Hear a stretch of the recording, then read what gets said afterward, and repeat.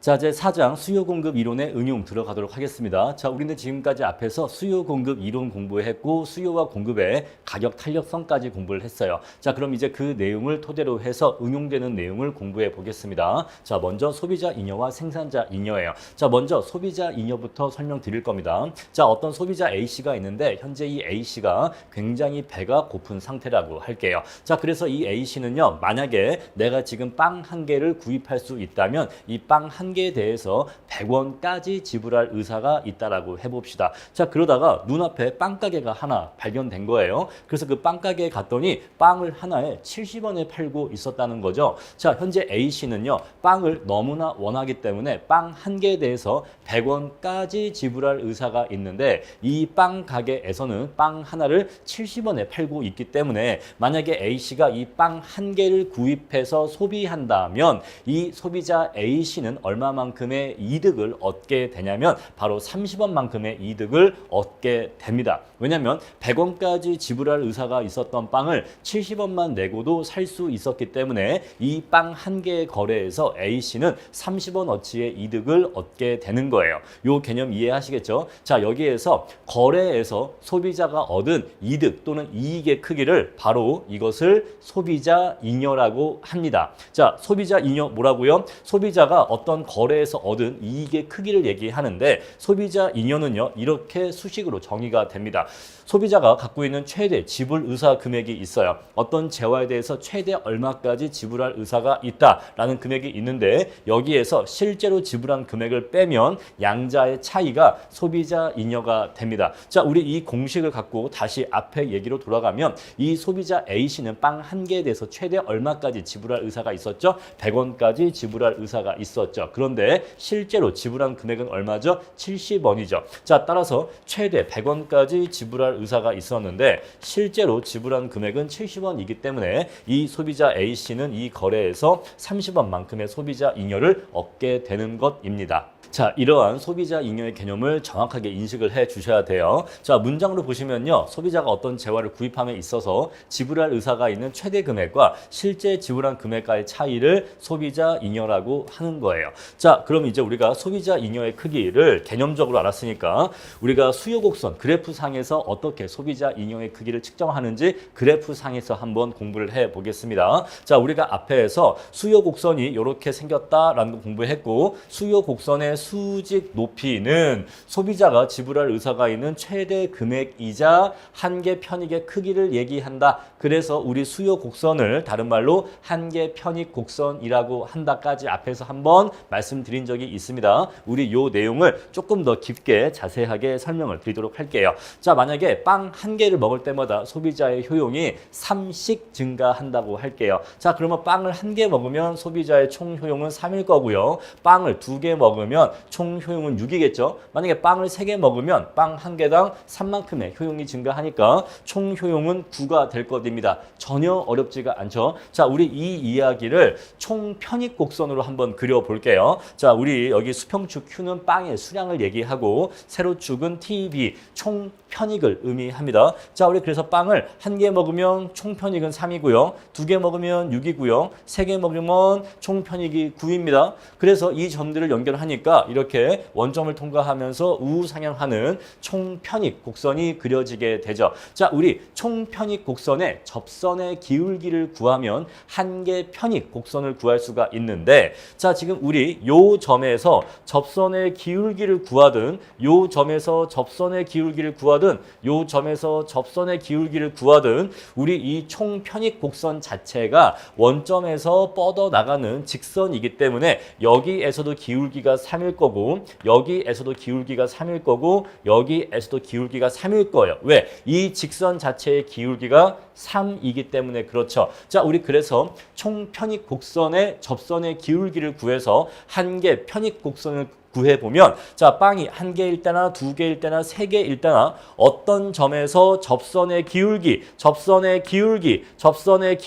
구해도 접선의 기울기가 항상 3으로 일정하기 때문에 우리 한계 편익 곡선은 이렇게 높이가 3에서 수평선을 나타나게 될 겁니다. 요거 이해하시겠죠? 자, 우리 기초경제 수학 때 했던 얘기입니다. 자, 우리 그래서 총편익 곡선의 접선의 기울기를 구하면 다른 말로 미분을 해주면 한계 편익 곡선을 구할 수가 있는데 자, 그런데 지금 이 경우에는 한계 편익 곡선이 높이 3에서 수평선으로 그려진다는 것이죠. 자, 그럼 이제 우리가 기초경제 수학 때 했던 내용이긴 한데 그래도 총편익과 한계 편익의 관계를 한 번 더 리마인딩 해봅시다. 자, 현재 우리가 빵을 1개 먹었을 때 3만큼의 총효용을 느끼고 있습니다. 자, 그리고 이 빵을 2개 먹으면 6만큼의 총효용을 느낍니다. 자, 우리 그랬을 때 빵을 1개 먹었을 때 이 소비자가 3만큼의 총효용을 느끼게 되는데 자, 우리 요 내용을 한계 편익 곡선에선 어떻게 표현할 수 있을까요? 자, 우리 빵을 1개 먹었다고 했죠. 빵을 1개 먹었을 때 이 소비자가 느끼는 3만큼의 총편익은요. 그때의 한계 편익 곡선의 하방 면적을 구해주시면 됩니다. 자, 그러면 이 사각형의 면적이 얼마예요? 가로가 1이고 세로가 3이니까 얘의 면적이 3이 나오거든요. 자, 그래서 제가 처음부터 계속해서 강조하고 있는 게 있죠. 뭐죠? 한계 편익 곡선의 하방 면적은 무엇을 의미한다? 총편익을 의미한다. 한계 곡선의 하방 면적은 뭘 의미한다? 총을 의미한다 라고 하는 것을 지금 계속해서 강조드리고 있어요. 자, 우리 그래서 여기에서 빵을 1개 먹을 때 Y값이 3이죠. 총 편익이 3이라는 겁니다. 자, 이 똑같은 내용이 한계 편익 곡선에서는 빵을 1개 먹었을 때 그때까지 하방 면적이 3이 나온다. 바로 이 하방 면적 3이 여기에서의 총편익 3을 의미하는 거예요. 자, 만약에 이 소비자가 빵을 2개 먹었다라고 해볼게요. 그럼 그때 이 소비자는요 6만큼의 총편익을 느끼겠죠. 자, 그러면 여기에서 그 내용 어떻게 표현할 수 있을까요? 빵을 2개 먹을 때까지의 한계 편익 곡선의 하방 면적을 구해주면 얘가 3이고 얘가 3이니까 가로가 2고 세로가 3이니까 요 사각형의 넓이가 6이 나오겠죠. 바로 역시 자, 요 사각형 넓이가 6이다. 바로 이 정보가 빵을 2개 소비할 때 소비자는 6만큼의 총편익을 느낀다라는 것을 보여주고 있는 거예요. 자, 그럼 이제 우리가 조금 내용을 바꿔봅시다. 현재 소비자가 빵을 1개 먹은 상태예요. 자, 이미 빵은 1개 먹었습니다. 자, 그럼 이제 이 상태에서 빵을 1개 더 먹으려고 해요. 몬손인관이 현재 빵을 1개 먹었는데 이 상태에서 빵을 1개 더 먹으려고 합니다. 바로 두 번째 빵을 먹겠다 이거죠. 두 번째 빵을 먹으면 이 소비자의 총편익은 얼마나 증가합니까? 자, 빵을 1개 먹으면 3만큼의 총편익 느끼는데 빵을 2개 먹으면 6만큼의 총편익 느끼기 때문에 빵을 1개 더 먹으면 그것으로 인해서 소비자의 총편익은 3만큼 증가한다는 걸 알 수가 있어요. 자, 우리 이 정보를 한계 편익 곡선에서 어떻게 나타낼 수가 있을까요? 현재 빵을 1개 먹은 상태예요. 자, 이 상태에서 빵을 1개 더 먹으려고 합니다. 빵을 1개 더 먹으려고 해요. 이 말은요, 두 번째 빵을 먹겠다 이 얘기예요. 자, 두 번째 빵을 먹으면 여기에서 빵을 소비하게 되겠죠. 자, 그것으로 인해서 두 번째 빵으로 인해서 소비자의 총편익이 증가한 부분은 바로 1과 2 사이의 MB 곡선의 하방 면적으로서 구할 수가 있는 거예요. 요 내용 이해하시겠죠? 자, 우리 이렇게 해서 총편익 곡선과 한계 편익 곡선의 관계를 여러분들이 조금 더 깊게 이해하실 필요가 있습니다. 자, 그런데 지금 제가 보여드린 그래프는 너무나 단순한 그래프이기 때문에 우리 유사한 그래프 조금만 더 복잡하게 그래프를 바꿔서 한 번만 더 내용을 반복해 봅시다. 자, 볼게요. 자, 총편익 곡선이 이렇게 주어져 있다라고 해볼게요. 자, 빵을 2개 먹으면 Q에다가 2를 집어넣으면요. 그때 TB가 총편익이 12가 나옵니다. 이 말은요, 소비자가 빵을 2개 소비할 때 12만큼의 총편익을 느낀다 이 얘기예요. 자, 빵을 3개 먹으면요, 여기다가 Q에다가 3을 집어 넣으면은 총편익이 21이 나옵니다. 자, 그래서 빵을 2개 먹을 때는 12만큼의 총편익 느끼는데 빵을 3개 먹을 때는 21만큼의 총편익 느낀대요. 자, 이 말은요, 세 번째 빵이, 자, 현재 빵을 2개 먹은 상태에서 빵을 1개 더 먹을 건데 바로 세 번째 빵을 먹을 건데 세 번째 빵이 이 소비자에게 주는 추가적인 편익의 증가분이 얼마나는 거예요? 12에서 21로 올라가니까 바로 플러스 9. 그만큼의 추가적인 편익의 증가분을 준다는 거죠. 누가요? 세 번째 빵이요. 아시겠죠? 자, 그럼 이제 우리가 이 TB 곡선을 통해서 MB 곡선을 도출할 건데, 자, 우리 이 MB 곡선 어떻게 도출을 했냐면 TB 곡선의 접선의 기울기를 구해서 MB를 도출할 수 있는데, 자, 우리 접선의 기울기를 구한다. 이게 곧 미분한다죠. 자, 우리 그래서 요 함수식을 Q에 대해서 미분해 주면요. 자, 이렇게 됩니다. 자, 승수 2가 앞으로 나오게 되고 승수가 1 떨어지죠. 그런 다음에 Q의 1승이니까 얘는 4 이렇게 상수항만 남게 돼요. 그래서 얘가 이렇게 MB는 2Q 플러스 4가 되는 겁니다. 자, 여기 TB 함수식을 Q에 대해서 미분해주면 이렇게 미분해주면 MB 함수식이 나오게 돼요. 자, 우리 그래서 이 함수식을 그래프로 그리면 MB 곡선은 이렇게 그려지게 되는데, 자, 방금 제가 했던 얘기 뭐였어요? 자, 세 번째 빵이 소비자한테 그만큼의 효용의 증가분을 안겨다 준다. 우리 이거를 MB 곡선에서 어떻게 표현할 수가 있냐면, 자, 빵을 현재 2개 먹은 상태에서 세 번째 빵을 한 개 더 먹으려고 하는데, 자, 한 개 더 먹으려고 하는데, 그로 인한 소비자가 느끼는 총 편익의 증가분은요. 자, 여기 MB 곡선에서 빵 2개와 빵 3개 사이에 하방 면적을 구하면 바로 이 하방 면적이 얼마가 나온다? 바로 여기가 플러스 9가 나온다 이 얘기예요. 요 개념 이제 쉽게 이해하시겠죠? 자, 우리 그래서 소비자가 빵을 3개 소비할 때까지, 빵 0개에서부터 3개 소비할 때까지 소비자가 느낀 총 효용의 크기는 얼마예요? 21이죠. 총 효용은 21인데 여기에서 그것을 표현하려면요. 빵 0개에서부터 빵 3개까지의 MB 곡선의 하방 면적을 구하면 이 전체 면적이 얼마다? 21이 나온다 이 얘기예요. 21이. 그런데 자, 빵 1개, 2개, 3개를 다 먹으면 1개, 2개, 3개 먹으면 21만큼의 총 편익을 얻는데 그중에서 세 번째 빵이 주는 편익의 증가분만 알고 싶다라고 한다면 요 부분, 바로 요 부분이 세 번째 빵이 주는 편익의 증가분인 거예요. 자, 기왕 말 나온 김에 이렇게 해볼까요? 얘가 1이고, 자, 그러면 첫 번째 빵이 주는 편익의 증가분은요, 이렇게 표시할 수가 있어요. 바로 여기가 첫 번째 빵이 주는 편익의 증가분. 그럼 두 번째 빵이 주는 편익의 증가분은요, 이렇게 색칠할 수가 있어요. 자, 그래서 바로 얘가 뭐예요? 여기 빨간색 음영 면적이 첫 번째 빵이 주는 편익의 증가분. 여기는 뭐죠? 두 번째 빵이 주는 편익의 증가분. 여기는요, 세 번째 빵이 주는 편익의 증가분. 그래서 첫 번째 빵 먹고, 두 번째 빵 먹고, 세 번째 빵 먹으면 전체 이 소비자는요, 전체 음영 면적 21만큼의 총 편익을 얻을 수 있는 거예요. 아시겠죠? 자, 그리고요. 조금 더 내용 들어갈게요. 지금 여기 보시면요. 자, 우리가 빵을 2개 소비할 때 그때 MB 값이 얼마예요? 8이에요. 빵을 2개 소비할 때 MB 값이 8이래. 근데 이 MB 값 8이 어디서 왔냐면 자, 빵을 2개 소비할 때 그때 총 편익 곡선의 접선의 기울기인 거예요. 자, 왜냐하면 한 개 편익이라고 하는 것은 총 편익 곡선의 접선의 기울기이기 때문에 빵을 2개 소비할 때의 총 편익 곡선의 접선의 기울기가 이 접선의 기울기가 8인 거예요. 빵이 2개 소비할 때의 접선의 기울기가 8이니까 바로 요 8이 기울기 8이 MB의 수직 높이로 와주는 겁니다. 따라서 우리가 MB 곡선의 수직 길이는 뭘 의미한다? 한 개 편익의 크기를 의미하는데 여기서의 한 개 편익이란 총 편익 곡선에서의 접선의 기울기를 의미한다 이 얘기예요. 아시겠죠? 자, 하나만 더 해볼게요. 자, 우리 여기서 빵을 3개 소비할 때 그때의 한 개 편익이 10인데 한 개 편익이 10이라는 것은 빵을 3개 소비할 때의 총 편익 곡선의 접선의 기울기가 10이라는 거예요.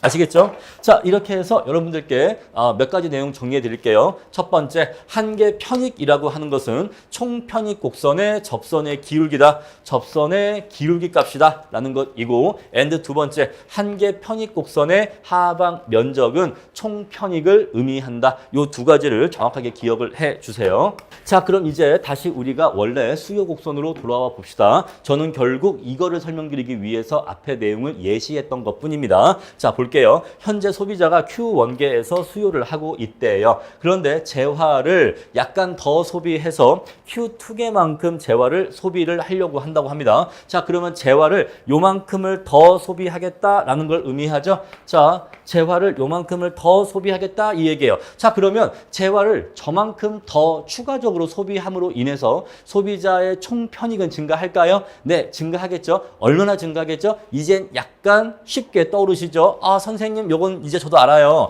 자, 재화 소비량이 Q1계에서 Q2계로 요만큼 재화의 소비량이 증가하면 그때 그것으로 인해 발생하는 소비자 편익의 증가분은 수요 곡선의 하방 면적입니다. 수요 곡선의 하방 면적입니다. 라고 하는 것이 이제는 조금 더 빠르게 생각이 되시죠? 자, 우리 그래서 A의 면적이라고 한 것은 여기가 A인데 A의 면적이라고 한 것은 자, 재화의 소비량을 Q1계에서 Q2계로 늘릴 때 바로 Q2 빼기 Q1계만큼을 늘릴 때 증가하는 총편익의 크기라고 얘기할 수가 있겠죠? 또는 총편익의 증가분이라고 얘기할 수가 있겠죠? 자, 그런데요. 자, 우리가 재화의 추가적인 소비량을 이렇게 많이가 아니라 조금 줄여봅시다. 너무 소비량 증가폭이 크니까 이걸 조금 줄여볼 거예요. 자, 그럼 만약에 재화의 추가적인 소비량을 이만큼이나 더 소비한 게 아니라 한 이만큼만 더 소비한 걸로 줄이면요. 하방 면적이 줄겠죠? 그렇죠? 자, 재화의 추가적인 소비량이 줄게 되면 그에 따라서 소비자의 편익의 증가분도 같이 줄어들게 될 거예요. 자, 근데 여기서 조금 더 줄여봅시다. 자, 이렇게 더 줄일 거예요. 어때요? 재화의 추가적인 소비량 증가분이 작아질수록 그것으로 인한 소비자가 느끼는 편익의 증가분도 작아지게 되죠. 자, 그런데 우리가 이 파란색 음영 면적이 있어요? 있죠? 면적이 있습니다. 면적이 있어. 자, 면적이 곧 뭘 의미한다고 했죠? 총편익의 증가분이라고 했죠. 총편익의 증가분이라고 했습니다. 자, 그런데 재화의 추가적인 소비량이 아주 작아지면 얼마나 작아지면 무한소만큼 작아지면 여러분 무한소가 뭐였어요? 0은 아니야. 제로는 아니야. 아주 없는 건 아니야. 하지만 사실상 거의 없다고 할 정도로 매우 작은 값을 무한소라고 정의한다고 했죠. 자, 무한소는 전혀 없는 건 아닌데 사실상 없다고 봐도 무방할 정도로 너무너무 작은 수를 무한소라고 했습니다. 자, 만약에 우리가 현재 재화를 Q1계 소비한 상태에서 만약에 재화의 소비량을 무한소만큼 살짝 늘린다면 요 파란색 A라고 하는 음영의 면적은 존재할까요? 아니면 사실상 없어지게 될까요? 사실상 없어지게 되겠죠? 얘가 사실상 이렇게 없어지게 될 거예요. 재화의 추가적인 소비량이 매우 작아지는 경우에는 사실상 요 A의 음영 면적이 없어지게 되고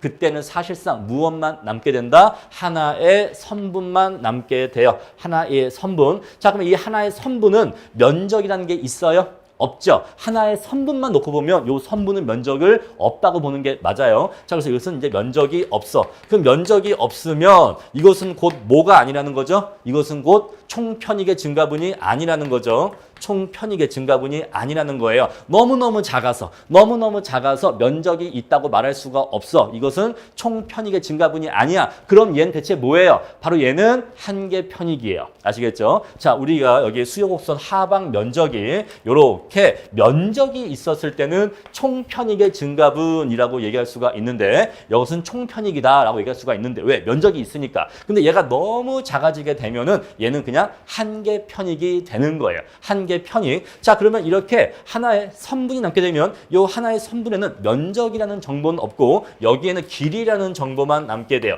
길이만 있게 됩니다. 자, 그럼 이 길이는 뭔데요? 이 길이는 아까 말씀드렸죠. 바로 이 길이는 바로 이 수직 높이를 의미하는데 우리 앞에서 한계 편익 곡선의 수직 높이는 뭐라고 했죠? 총편익 곡선에서의 그 점에서의 접선의 기울기라고 했죠. 요거는 그냥 접선의 기울기예요. 요거는 TB 곡선의 접선의 기울기입니다. 아시겠죠? 자, 그래서 우리가 결국 여러분들이 요 내용만 기억을 해 주시면 돼요. 자, 요런 얘기를 하면 조금 이제 복잡해지고 헷갈려지는데 사실 요런 내용들이 수험과는 큰 상관은 없어요. 그런데 이걸 되게 초심자분들이 헷갈려 하시고 이해를 잘 못하시고 질문을 많이 하셔서 제가 조금 오버해서 설명을 많이 드리는 거기는 한데 사실은 시험에 중요한 내용은 아니에요. 시험에 중요한 내용은 요게 중요한 내용이에요. 자, 수요 곡선의 하방 면적. 수요 곡선의 하방 면적이 뭘 얘기한다? 총 편익을 의미한다. 요게 중요한 겁니다. 사실 요것만 아시면 되는 건데 자, 우리 재화의 추가적인 소비량 증가분이 매우 작아지는 경우에는 사실상 요 하나의 선분만 남게 되고 면적은 없어지는데 우리 그랬을 때 이 선분의 길이를 뭐라고 한다? 한계 편익이라고 한다. 그래서 우리가 저 맨 앞에서 뭔 얘기를 했냐면 맨 앞에서 자, 수요 곡선의 수직 높이는 바로 소비자가 지불할 의사가 있는 최대 금액이면서 동시에 한계 편익의 크기를 의미한다라고 말씀드렸던 겁니다. 자, 그렇구나 정도만 이해하시고 넘어가시면 돼요. 자, 미분의 개념이 조금 어렵기 때문에 여기서 더 들어가면 수업 목적상 필요도 없거니와 괜히 혼란만 야기하니까 한계 편익 곡선의 하방 면적이 총 편익을 의미한다. 그런데 재화의 추가적인 소비량 증가분이 매우 작아지게 되면 결국 얘의 면적이 작아져서 얘는 총 편익이 아니라 결국 뭐가 된다? 결국 한계 편익이 된다. 그렇게 이해하시고 기억하시면 되겠습니다. 자, 이제 그만 넘어가도록 할게요. 자, 그럼 이제 우리가 소비자 잉여를 한번 도출해 보겠습니다. 자, 소비자가요. 자, 현재 P2의 가격으로 Q2만큼의 수량의 재화를 소비하고 있다라고 해 보겠습니다. 자, 왜냐하면 만약에 시장에서 공급 곡선이 이렇게 있었다라고 한다면 균형 가격이 P2일 거고 그때의 균형 거래량이 Q2겠죠. 자, 그런데 지금 이 그래프에서는요. 공급 곡선을 생략한 겁니다. 사실은 이렇게 공급 곡선이 있는데 요거 그냥 생략하고 현재 소비자가 요 점에서 요 가격으로 요만큼의 수량의 재화를 소비하고 있다라고 지금 보시면 돼요. 자, 우리 그랬을 때 소비자가 재화를 Q2개만큼 소비함으로 인해서 소비자가 얻는 총 편익의 크기는 얼마죠? 총 편익의 크기는요. 바로 수요 곡선의 하방 면적. 수요 곡선의 하방 면적만큼의 총 편익을 얻게 됩니다. 자, 그래서 소비자는요, 자신이 얻고 있는 총 편익이 이 정도이기 때문에 최대 여기에 상응하는 금액까지는 지불할 의사가 있을까요? 네, 그럴 겁니다. 여러분 한번 보세요. 만약에 나한테 5만 원어치의 편익을 주는 식사가 있다라고 해볼게요. 자, 이 식당에서의 식사는 나한테 5만 원어치의 편익을 줍니다. 자, 그랬을 때 이 식사에 대해서 여러분들 그 6만 원 지불할 의사 있어요? 6만 원 지불할 의사 없겠죠? 왜? 이 식당의 식사 나한테 5만 원어치의 편익만 주거든요. 그러면 5만 5천 원은요? 당연히 안 내겠죠? 자, 만약에 4만 5천 원이면요? 그럼 낼 겁니다. 4만 5천 원이면 낼 거고 나는 이 식당의 식사에서 5천 원만큼의 소비자 잉여를 얻게 될 거예요. 자, 만약에 4만 9천 원이면요. 그래도 낼 겁니다. 5만 원에 만족을 주는 식사인데 4만 9천 원에 할 수 있으면 하겠죠. 하고서 1천 원어치의 소비자 잉여를 얻을 거예요. 자, 그러면 여러분들은 이 식당 식사에 대해서 최대 얼마까지 지불할 의사가 있죠? 바로 최대 5만 원까지는 지불할 의사가 있는 거예요. 자, 왜냐하면 5만 원짜리 편익을 주는 식사이기 때문에 나는 최대 5만 원까지는 지불할 의사가 있죠. 5만 원보다 더 높은 금액은 당연히 지불할 의사가 없죠. 따라서 거래가 이루어질 수 있는 범위는 소비자가 그 재화 소비에서 느끼는 총 편익의 크기까지 그 금액까지 소비자가 지불할 때 거래가 이루어질 수 있겠죠. 자, 만약에 이것보다 더 싸게 거래가 이루어진다면 바로 이 부분에서 소비자 잉여가 발생하게 되는 거죠. 자, 따라서 소비자가 재화를 Q2개만큼 소비하는 동안 느끼는 총 편익의 크기가 수요 곡선 하방 면적이기 때문에 소비자는 요 도형의 면적만큼에 해당하는 금액은 지불할 의사가 있는 거예요. 최대 저 면적까지는 지불할 의사가 있는 겁니다. 자, 근데 소비자가 실제로 지불한 금액은 얼마예요? 자, 재화의 가격이 P2이고 재화의 수량이 Q2이기 때문에 소비자가 지불하는 금액은 요 사각형 면적으로 측정이 된다라고 말씀을 드렸어요. 자, 우리 그래서 소비자 잉여의 공식이 뭐였냐면 소비자 잉여의 공식이 자, 최대 지불 의사가 있는 금액에서 실제로 지불하는 금액을 빼주면 그걸 소비자 잉여로 했거든요. 자, 그러면 최대 지불할 의사가 있는 금액은 요 전체 도형의 면적인데 실제 지불하는 금액은 요 사각형 면적이기 때문에 요 사각형 면적을 빼주게 되면 뭐만 남게 된다? 요 위에 있는 삼각형 면적만 남게 됩니다. 바로 저것이 소비자 잉여의 크기예요. 바로 여기가 소비자 잉여의 크기입니다. 아시겠죠? 자, 우리 그래서 저 위에 있는 삼각형의 넓이가 소비자 잉여의 크기가 되는 거다라는 것이에요. 자, 한 번 더 반복할게요. 소비자 잉여를 어떻게 구한다? 수요 곡선상에서 자, 우리가 재화를 Q2개만큼 소비할 때 그때 소비자가 느끼는 총 편익의 크기는 수요 곡선 하방 면적이다. 수요 곡선 하방 면적인데 자, 이만큼의 총 편익을 얻기 위해서 실제로 지불하는 금액은 요 사각형 면적만큼이다라는 것이죠. 요 사각형 면적만큼을 빼주면 나머지 삼각형 면적이 남게 되는데 바로 저게 소비자가 이러한 거래에서 얻게 되는 소비자 잉여의 크기라는 것입니다. 자, 이렇게 해서 이제 소비자 잉여 개념 말씀드렸어요. 자, 우리 그래서 여러분들 앞에서 뭐 한계 편익이니 총 편익이니 막 어려운 말을 했는데 결국에는 제가 어떤 얘기 하고 싶은 거예요? 수요 곡선의 하방 면적이 총 편익이다. 그 말씀을 드리고 싶었던 겁니다. 자, 그럼 이제 우리가 생산자 잉여를 구해 볼게요. 자, 생산자는 소비자와 입장이 다르죠. 생산자는 원가를 들여서 물건을 만들어 파는 입장이고 또 최대한 비싸게 팔고 싶어하는 입장입니다. 소비자는 가급적 싸게 사고 싶어하는 입장이기 때문에 서로의 입장이 정반대예요. 자, 생산자 잉여는요. 자, 생산자가 어떠한 재화를 생산 공급함에 있어서 반드시 받아야 하는 최소 금액이 있는데 여기서 반드시 받아야 하는 최소 금액은 생산비라는 개념으로 이해하시면 돼요. 자, 우리 생산자는요. 아무리 싸게 팔아도 생산 원가보다 싸게 팔 수는 없는 거예요. 그래서 생산자가 최소한 받아야 하는 금액은 생산 비용이다. 이렇게 이해하시면 돼요. 자, 우리 여기 최소 금액과 실제로 판매한 금액과의 차이를 말합니다. 자, 볼게요. 만약에 생산자는요. 자, 어떠한 제품을 판매해서 받은 돈이 100이라고 할게요. 100을 받고 팔았습니다. 근데 그 물건을 만드는 데 들어가는 비용은 60밖에 들어가지 않았어. 생산비는 60밖에 들어가지 않았습니다. 그러면 생산자는요. 이러한 거래에서 얻는 생산자 잉여의 크기는 40이란 걸 알 수가 있겠죠. 자, 그럼 이제 우리가 생산자 잉여의 크기를 공급 곡선상에서 어떻게 구하는지 한번 볼게요. 자, 우리가 생산자가 Q1개만큼 생산을 하다가 생산량을 이만큼을 더 늘려서 Q2개만큼을 생산하고자 한다면 자, 생산량을 요만큼을 더 늘려야겠죠. 자, 요만큼을 더 늘린다면 그만큼 생산량이 증가하기 때문에 당연히 생산 비용도 증가하겠습니까? 네, 증가하겠죠. 생산량이 증가하면 생산 비용이 증가하는 건 너무나 당연한 이야기인데 자, 우리 이 공급 곡선을 다른 말로 한계 비용 곡선이라고 할 수 있는데 왜 공급 곡선이 동시에 이꼬르 한계 비용 곡선인지는 저 뒤에 완전 경쟁 시장까지 가야 이해하실 수 있으니까 일단은 그렇구나 하고 넘어가시면 돼요. 아시겠죠? 자, 우리 그래서 공급 곡선은 이꼬르 한계 비용 곡선인데 한계 비용은 자, 비용을 의미한다. 자, 우리가 한계 비용이 무엇인지는 아직 정확히 몰라도 일단은 비용을 의미한다. 이렇게만 기억해 주세요. 자, 그러면 재화의 생산량을 요만큼을 더 늘리려고 하면 그것으로 인한 생산 비용의 증가분은 MC 곡선의 하방 면적, MC 곡선의 하방 면적을 구해주면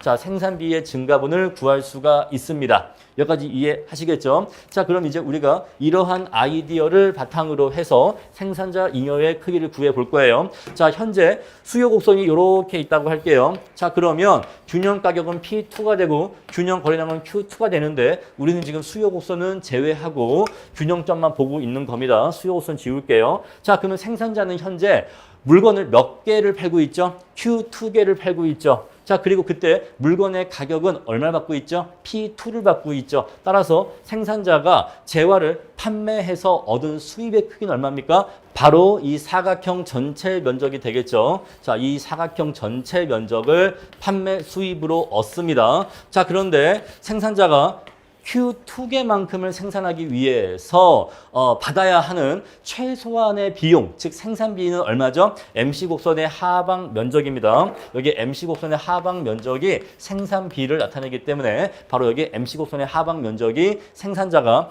Q2개만큼을 생산해서 공급할 때 받아야 하는 최소한의 금액을 얘기해요. 따라서 얘를 이렇게 삭제하게 되면은 뭐만 남게 되죠? 바로 위쪽에 삼각형만 남게 되는데 바로 이게 뭐라고요? 바로 바로 이게 생산자 잉여라고요. 자, 생산자는요. 재화를 Q2개만큼을 P2에 가격을 받고 판매하면 요 사각형만큼의 판매 수입을 얻게 되는데 요 Q2개만큼을 생산할 때 받아야 하는 최소한의 금액, 즉 생산비는 MC 곡선, 한 개 비용 곡선의 하방 면적이기 때문에 자, 얘가 한 개 곡선이기 때문에 한 개 곡선의 하방 면적은 총을 의미한다고 했죠. 따라서 요만큼의 생산비가 발생하게 돼요. 따라서 이만큼을 최소한 받고자 하는데 그걸 넘어서는 요 삼각형 부분이 바로 생산자 잉여가 되는 겁니다. 자, 이렇게 해서 생산자 잉여가 어떻게 구해지는지까지 말씀을 드렸어요. 자, 그럼 이제 우리가 소비자 잉여 공부했고 생산자 잉여를 공부했는데 시장에서 생산자와 소비자가 만나서 서로 거래를 하다 보면 소비자는 소비자 잉여를 얻게 되고 생산자는 생산자 잉여를 얻게 되는데 이렇게 소비자 잉여와 생산자 잉여를 합친 것을 사회 전체의 총잉여라고 합니다. 아시겠죠? 소비자 잉여와 생산자 잉여의 합을 총잉여라고 해요. 자, 총잉여는요. 시장에서 거래가 이루어질 때 소비자와 생산자가 각자 얻는 이득의 합계를 총잉여라고 하는데 자, 그러면 어떻게 하면 이 총잉여를 극대화할 수 있을까? 또는 언제 이러한 총잉여가 극대화될 수 있을까라는 것인데 자, 만약에 시장이 완전 경쟁 시장이라면 이상적이고 가장 효율적인 시장인 완전 경쟁 시장이라면 그때 소비자 잉여와 생산자 잉여의 크기가 극대화됩니다. 자, 만약에 어떠한 완전 경쟁 시장이 있다라고 치고 수요 곡선이 이렇게 있고 공급 곡선이 이렇게 있다라고 할게요. 자, 그러면 수요와 공급이 만나는 요 점에서 시장 균형이 달성이 될 겁니다. 그렇죠? 자, 우리 이러한 시장 균형점에서 소비자 잉여의 크기 한번 구해 볼게요. 자, Q2개만큼의 재화를 소비할 때 소비자들은요. 수요 곡선의 하방 면적만큼의 총 편익을 얻게 되죠. 자, 그런데 이만큼의 총 편익을 얻는데 그 대가로서 지불한 금액은 자, P2 곱하기 Q2이기 때문에 요 사각형 면적만큼을 지불했죠. 따라서 여기 위에 있는 B, 음영 B의 면적이 소비자 잉여의 크기가 됩니다. 자, 그리고 우리 생산자 잉여의 크기는요. 얘는 소비자 잉여고 자, 이제 생산자 잉여는요. 생산자가 Q2개만큼의 재화를 생산 공급해서 얻은 판매 수입은 요 사각형 면적인데 자, 이렇게 Q2개만큼의 재화를 생산 공급할 때 생산자가 최소한 받아야 하는 금액은 여기 MC 곡선의 하방 면적이에요. 따라서 여기 사각형에서 여기 MC 곡선의 하방 면적을 제외하고 나면 여기 이 부분의 면적이 남게 되는데 바로 여기 아래쪽 삼각형의 면적이 생산자 잉여를 의미하게 됩니다. 자, 우리 그래서 완전 경쟁 시장에서는 위쪽 삼각형 면적이 소비자 잉여고 아래쪽 삼각형 면적이 생산자 잉여라서 자, 요 두 삼각형의 넓이를 합친 게 뭐다? 바로 총잉여예요. 얘가 소비자 잉여, 얘가 생산자 잉여고 요 둘을 합친 요 빨간색 삼각형의 면적이 총잉여가 되는데 자, 이렇게 완전 경쟁 시장에서 시장의 균형점에서 소비자와 생산자가 거래를 할 때 총잉여의 크기가 극대화됩니다. 자, 만약에 이렇게 시장 균형점에서 거래가 이루어지는 것이 아니라 만약에 이렇게 과소 생산이 되거나 또는 이렇게 과다 생산이 되는 경우에는 소비자 잉여의 크기와 생산자 잉여의 크기의 합이 극대화되지를 못해요. 자, 왜냐하면요. 만약에 이 경우를 볼게요. 자, 현재 시장 균형점이 여기인데 Q2개만큼 생산하는 게 시장 균형인데 자, 이것보다 더 적게 Q1개에서 생산을 하겠다. 이렇게 생산을 줄인다라고 해볼게요. 과소 생산하겠다라고 하면은 소비자의 편익은 얼마나 감소해요? 소비자의 편익은 요 음영 면적만큼 감소합니다. 요건 안 좋은 거죠. 요건 안 좋은 거예요. 그런데 생산량이 감소하게 되면 좋은 것도 있습니다. 뭐죠? 생산량이 감소하면 생산 비용도 감소해요. 그래서 생산 비용은 얼마나 주느냐? MC 곡선의 하방 면적만큼의 생산비가 감소합니다. 자, 따라서 요만큼은 생산비가 감소해요. 따라서 자, 요 생산 비용의 감소분을 제외하고 나도 이 부분에 삼각형 면적만큼의 뭐가 생긴다? 소비자 편익의 상실이 생기죠. 다른 말로 소비자 잉여의 상실, 감소가 생깁니다. 그래서 총 잉여의 크기가 저만큼이 없어지게 돼요. 그래서 극대화되지를 못해. 한번 이 경우를 볼게요. 자, 만약에 Q2개만큼을 생산하는 게 딱 좋은데 자, 이것보다 더 많이 만들겠다라고 하면 어떻게 되냐면 자, 소비자의 편익은 요만큼 증가합니다. 자, 재화를 더 만들어 소비하면 소비자의 편익은 요만큼 증가해요. 근데 재화를 요만큼 더 만들기 위한 생산 비용의 증가분은요. 요 MC 곡선 하방 면적만큼의 생산비가 더 증가하게 돼요. 따라서 자, 소비자 편익이 증가하는 건 좋은 거지만 생산 비용이 증가하는 건 안 좋은 거기 때문에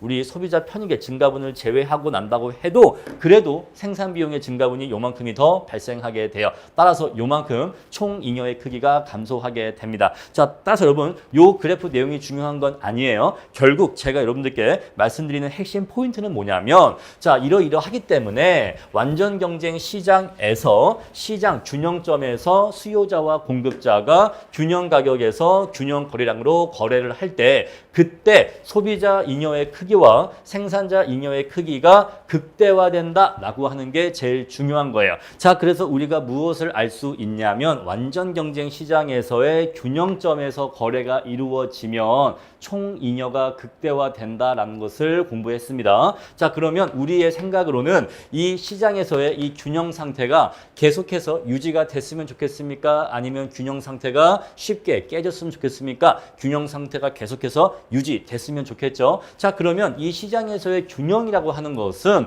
대체 어떻게 달성되는 거고 어떻게 유지가 되는 걸까요? 자, 이 시장 균형이라고 한다면 이 시장 균형점에서는 총 잉여가 극대화된다라고 했잖아요. 자, 그러면 이러한 시장의 균형은 어떻게 달성되는 거고 한 번 달성된 시장의 균형은 과연 안정적으로 유지가 되는 걸까? 한번 그 생각을 해보자라는 것이죠. 자, 만약에 우리가 시장이 이렇게 있다고 할게요. 자, 수요와 공급이 만나는 요점에서 시장 균형 가격이라고 합시다. 자, 그런데 어떠한 외부적 충격이 가해져 갖고 시장에서의 재화의 가격이 이렇게 P1으로 위로 올라갔다라고 해볼게요. 자, 그러면 이렇게 높은 가격 수준에서는 생산자들은 생산량을 이만큼으로 늘리는데 수요자들은 너무나 비싸기 때문에 수요를 줄입니다. 자, 그러면 이만큼의 초과 공급이 생기게 돼요. 자, 이렇게 초과 공급이 생기면요. 기업들 창고에 팔리지 않은 재고가 쌓인다라는 것을 의미하죠. 그러면 이 기업들은 이 재고를 처분하기 위해서 결국 재화의 판매 가격을 낮출 수밖에 없어요.